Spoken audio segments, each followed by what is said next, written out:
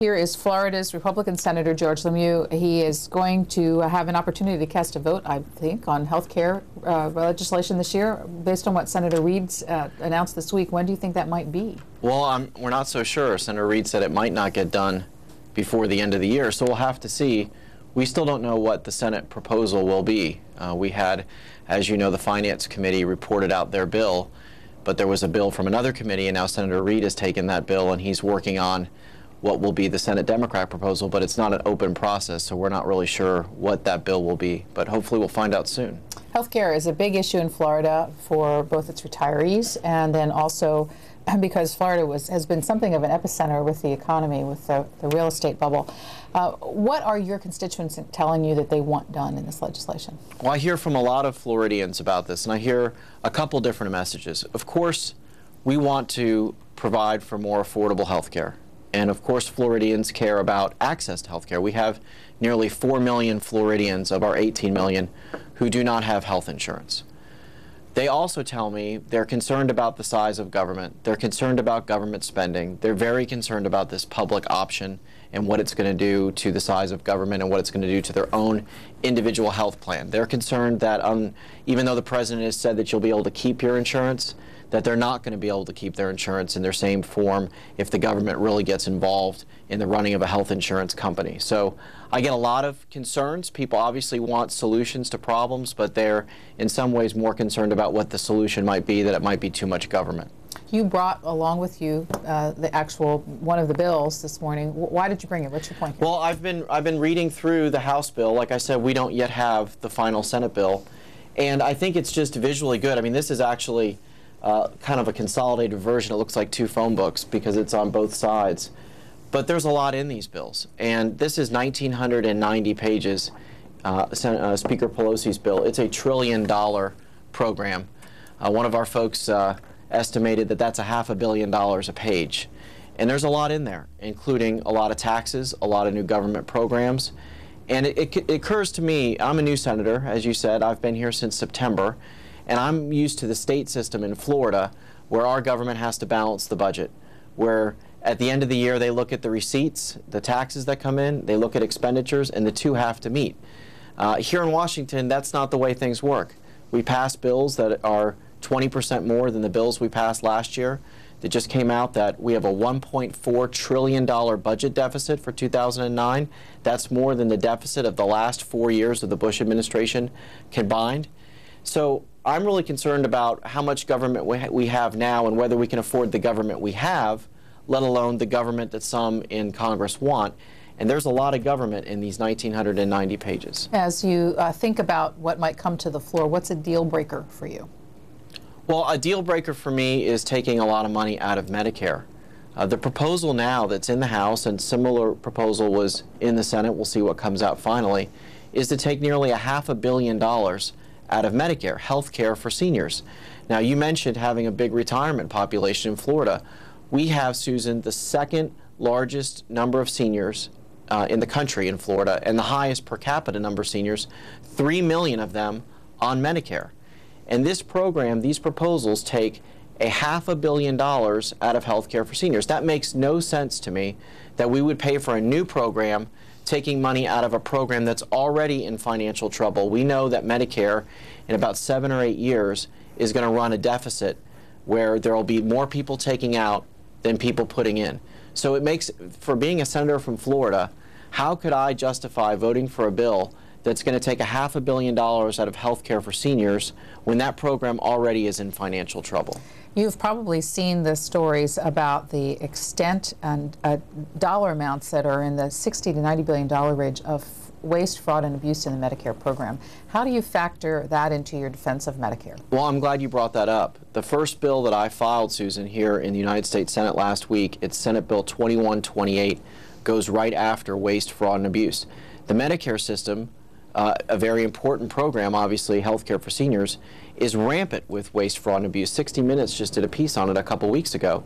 And unfortunately, Florida is ground zero for that fraud. We have organized crime ripping off healthcare for seniors, sometimes as much as $20 million a pop. And we don't do what the private sector does to prevent waste, fraud, and abuse. So my bill would do three things. First, it would put in place a chief healthcare fraud prevention officer, a deputy secretary at the agency that administers healthcare, whose only job would be to get rid of fraud and abuse. Second, we're going to borrow something from the private sector that works, and we've all had this experience. You know, you go to Best Buy and you buy a television or another vendor, and you walk outside. This just happened to me here in Washington, and you get an email or a call on your phone from your credit card company saying, "Did you really authorize that purchase?" And you have to confirm to them that you did. They have a computer system set up. I know I live in Florida. I bought a television. It's a high expense item in Washington, D.C. That doesn't comport with their computer model. A flag goes up, and that transaction isn't processed until such time as I validate it. Well, in healthcare, especially government healthcare, we don't do anything like that. So what my bill would do is take that system from the credit card companies, borrow that model, set up a modeling program so that if someone in Miami, Florida sells the same wheelchair 100 times in one day, and literally we've had those problems. You know, maybe when the third transaction of a wheelchair goes through in 60 seconds, the computer program would say, look, we're not going to pay that claim until it's validated. I think we need to stop the fraud before it starts. And the third thing it does is, and you would think, and I think our viewers would think that this is already done, is we don't have background checks on healthcare providers. We've got criminals, convicted felons, who are signing up to provide health care to seniors and to the poor. We've got to do something better and put those restrictions in place. I think that'll cut out a lot of fraud.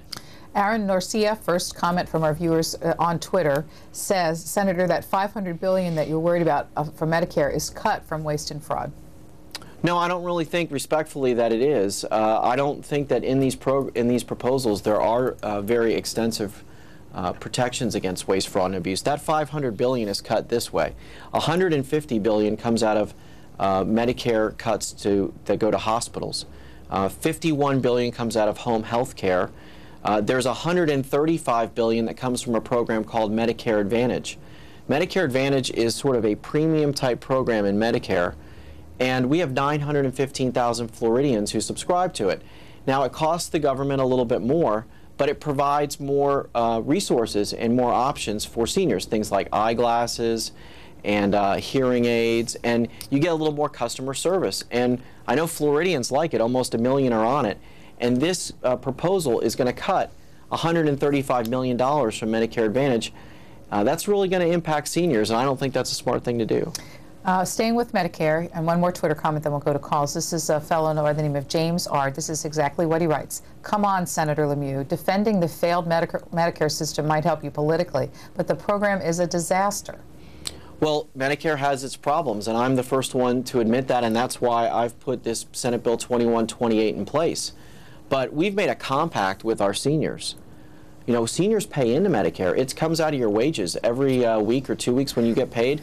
A percent comes out to pay for Medicare, and we can't go back on that covenant with our seniors and not take care of health care. Look, I'm the first guy here that wants to work on trying to make government run better. A lot of folks in the United States Congress want to create brand new plans and brand new ideas. I get excited about fixing the programs we have and making them run more efficiently. But we can't abandon our seniors. We can't abandon Medicare. And from calls, this one is our first. It's from Apollo, Pennsylvania. This is Regina, Republican line. You're on, Regina. Hi there. I've encouraged to some extent that you're wanting to go after the fraud, but my last concern was the last man who basically, to me, told an outright lie. Ron Paul has a Coercion is Not Health Care Act because the specific purpose is the individual, by Mr. Obama's speech in September, will be required to carry basic health insurance, and all these things that you're saying, the cost taken out of the senior citizens, everything, we know right now it doesn't go to Social Security where it's supposed to go. It goes everywhere else. So get the lockbox on Social Security.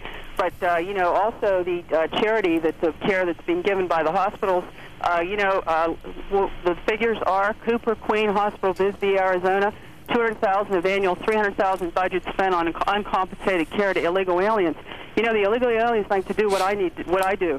If I go to the hospital, they give me a bill and I pay it on payments.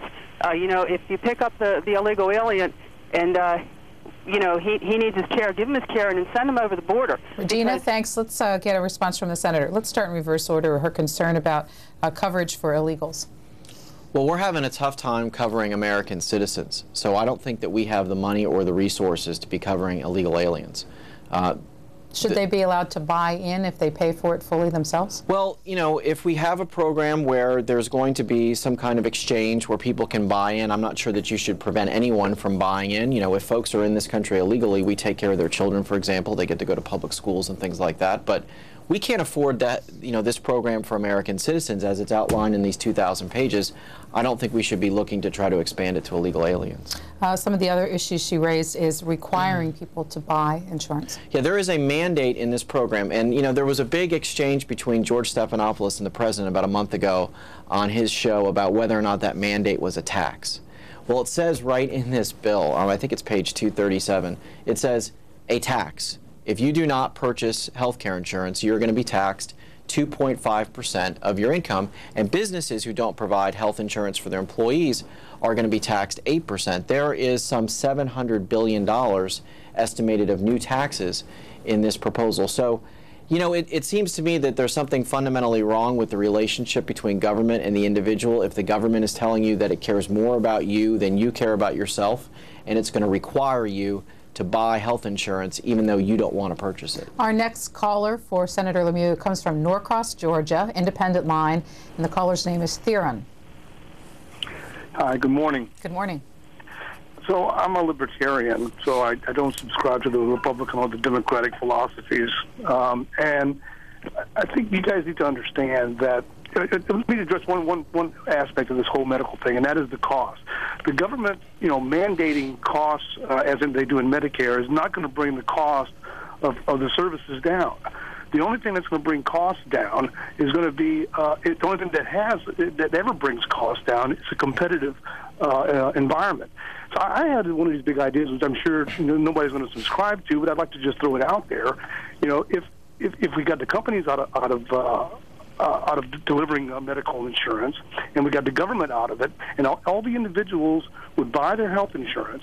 You could form. There has to be some government involvement. You could put an FDIC type organization that would basically oversee and tax everyone, all of these insurance companies, kind of the same way to do all the banks to support banks that go bad. But in this case, you would use it to support, you know, the indigent and the people who can't afford it, or people who have pre-existing conditions, or the elderly, etc. And all of those folks could be taken care of out of that fund. Senator, response from him on the idea? Well, I think that we need to have new innovative ideas, and we need to have ideas that are not necessarily run by the government. And there is this idea of an exchange. Senator Enzi from the Republican side of the aisle has put forward this idea in a piece of legislation where, you know, insurance companies would be told, look, this is the policy coverage that we want you to provide for individuals, and you need to come in at a certain price, and we're going to divide the country up, say, and let these insurance companies compete. We've done something similar to that in Florida under Governor Christ's Cover Florida plan. So there are innovative ways to provide access. You say, look, you got to cover this, no pre-existing conditions, you have to have catastrophic care, and we want you to come in at $150 or $200 a month. Here's, you know, 40 million Americans bid for it. That's a great innovative idea. It's a market-driven idea. It doesn't have the government running the program. Waterboro, Maine. John, Democrats line. You're on for Senator LeMieux. Hi, good morning. Good morning. Good morning. Yeah, couple of things I'd like to say. Number one, it seems to me that the private health insurance companies have had their opportunity and they've blown it. So personally, I'd be quite happy to let the government run an insurance company and see how they get on, because we wouldn't be having this discussion if free enterprise could handle the job well. The other thing is, there's only two people up there in Washington who know what the real solution is. One is Ron Paul. On the other end of the spectrum, it's Dennis Kucinich. That's our military. We've always got plenty of money to go on foreign adventures and build planes, bombs, et cetera, et cetera. No one's going to attack us while we got those silos in the Midwest tuned up.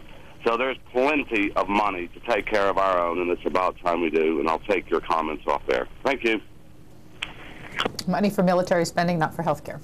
Well, we're fighting two wars, and wars are expensive, and we're doing that because our homeland was attacked on September 11th, despite having those silos in the Midwest that John spoke about. So I support our military. I think we have to continue to defend the homeland, and these wars are expensive. We should do a more efficient, effective job in defense spending, just like we need to do in all the other areas of spending. And look, Democrats and Republicans both want to do something about health care. Republicans want to do something about affordability and access. We want to cut waste, fraud, and abuse. But we got to take this step by step. And what the concern here for me and my colleagues is that there seems to be a lot of emotion to get this done and get it done quickly. I think it's mindful to remember what the Hippocratic Oath is for doctors, and it says, first, do no harm. I'm afraid that this plan of 2,000 pages is going to, 1, cut Medicare for seniors, 2, raise taxes, and 3, actually increase your cost of health insurance. The CBO, the Congressional Budget Office, which is nonpartisan, said that this plan may increase your premiums by as much as 80%. That's not health care reform. Amarillo, Texas is next for the senator. Margaret, Republican line, you're on. Good morning. Good morning. Sir, I admire you for what you're doing, but I don't know what's going to happen, but I've got a little story to tell you. I'm 76 years old, and I'm in fairly good health. I don't take any prescription drugs, but I have a daughter that has deteriorating bones. She's in a wheelchair. I have a daughter that is totally blind. My daughter that's in the wheelchair, she takes lots of medicines. And if they take that Medicare Advantage away from her, I don't know what she will do. She's an older woman. She's in her early 60s, but she is in bad shape. My husband died a few years ago with Alzheimer's, and I've had a hard time. And I draw Medicare. I don't draw Medicaid. I try to live on my Medicare, but I don't know what me and my daughters are going to do if they cut on us where we can't see a doctor.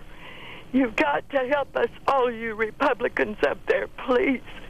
Please do what you can. I just don't know what we're going to do.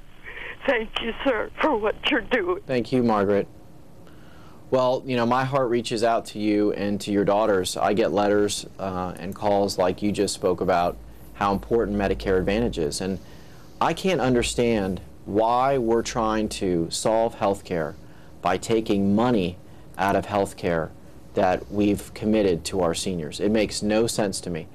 And maybe the folks, the Democrats who've put this proposal, think that, well, just in a couple years we'll go back and put some more money in Medicare. Maybe that's their rationale. But we're in a situation, Margaret, where we have a $12 trillion debt. And, you know, this is all going to catch up with us someday. So I'm going to fight to keep your Medicare Advantage, and I know my colleagues will too. Columbus, Mississippi, this is Bonnie on our independent line for the senator. Bonnie, what's your question or comment? My comment is, I was just listening to the lady before then. I don't trust anybody up there right now. Because I'm 72. We're not going to get a raise this year, but they will probably raise our deductible, take away that much more money out of our pocket. And why they don't open insurances across the state lines and tort reform. If they don't do something with tort reform, it's not going to work. And I just, to take away our Medicare and Advantage after we have worked all of these years, and in that bill you've got in front of you, how much pork is in that bill? All right, thanks for the call. Let's stop at this point because you're giving us a couple of issues here. She mentions two. Let's start with tort reform, please, and your thoughts on that. Well, this proposal doesn't address tort reform. The president, in his joint address to Congress a couple months ago, said that he would do some exploratory things on tort reform. But I can tell you, I know firsthand that doctors practicing defensive medicine, because they're afraid of lawsuits and because of the high premiums they're paying for medical malpractice insurance, is directly impacting the cost of health care.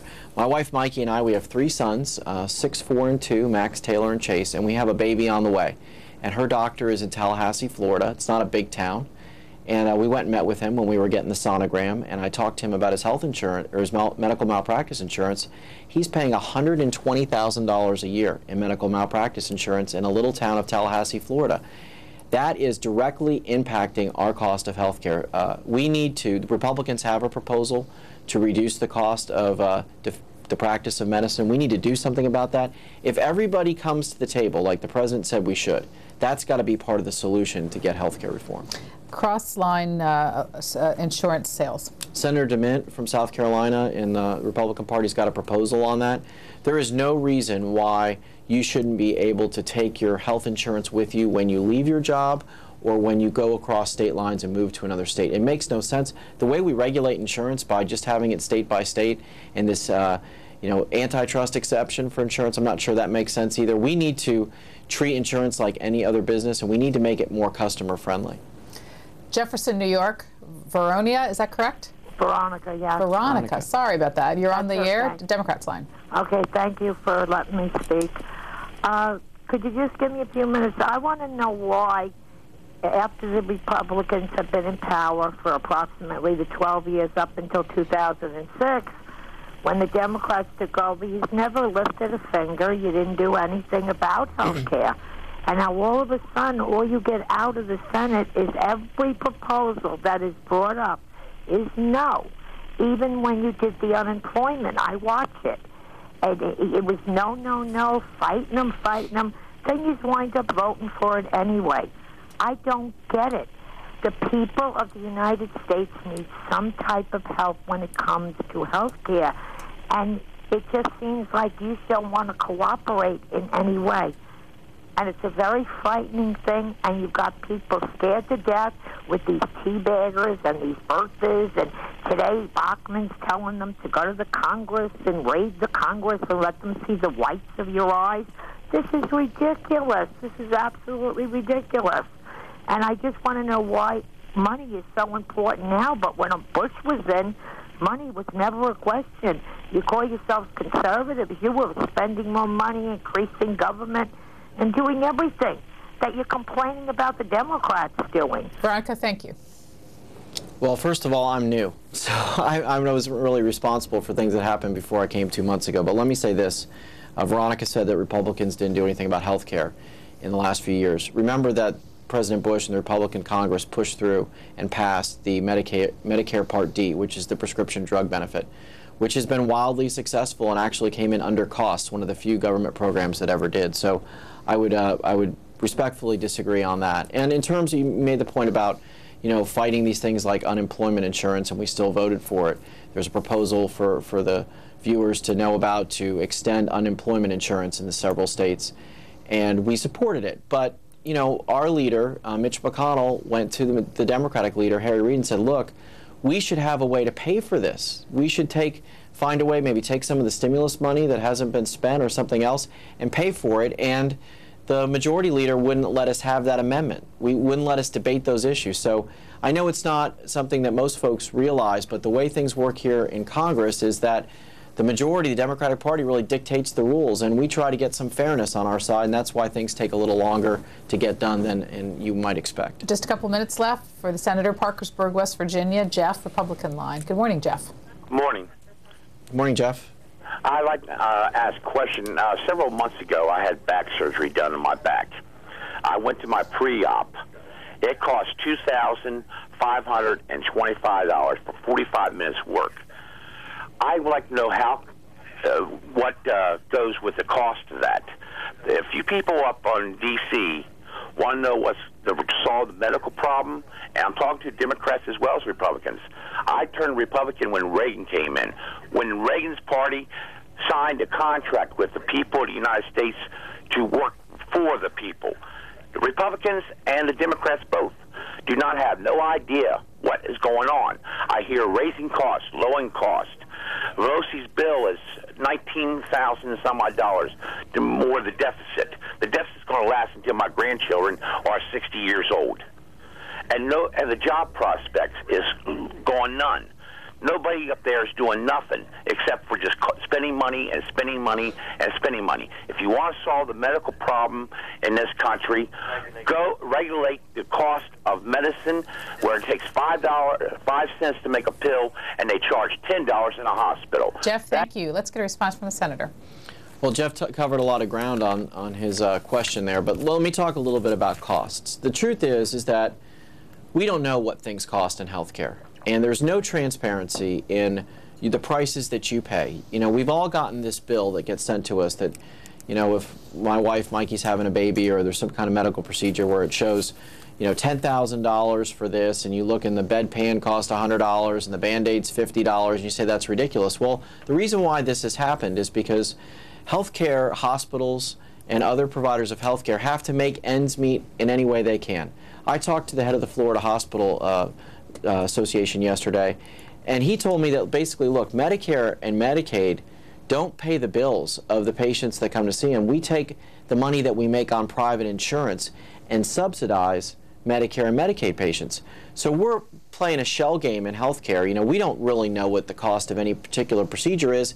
The healthcare providers try to get whatever they can on any particular item or service so that they can make their budgets. And what we should do is we should post the prices of all of the different procedures from healthcare providers out in the open so people can comparison shop. And if we did that, I think the cost of health care would go down. Last call for you, Senator, is from Holly Ridge, North Carolina. This is Carolyn, independent. Good morning. I love your view on not giving illegal aliens any more freebies and about weeding out corruption and entitlement abuses and all that fraud. I wanted to ask a question about the CBO score for the health care bill. They had said something, I was watching on the House floor about 7 years of debt, and they were butting that up with 10 years of income of collecting money. And I was wondering if you could elaborate on that. Well, I think what you're referring to, Carolyn, is the Congressional Budget Office scores or says how expensive a particular piece of legislation is going to be. This 1,990-page proposal is scored at $1.06 trillion. And the way they do that is they go through all the proposals and try to figure out how much they're going to cost. I mean, I frankly think it'll cost a lot more than that.